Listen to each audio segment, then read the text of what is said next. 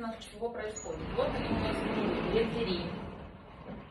Вот. И по идее они должны вместе выезжать, и потом одна остается, вот до предела, и вторая должна выезжать. Но она заедает по ощущениям внизу.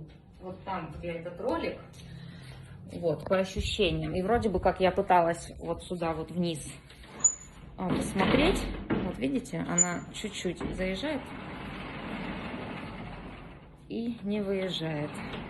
И вроде бы я там внизу заглядывала, совсем там узкое пространство, вроде бы там действительно согнут этот ролик в нижний. Вот, но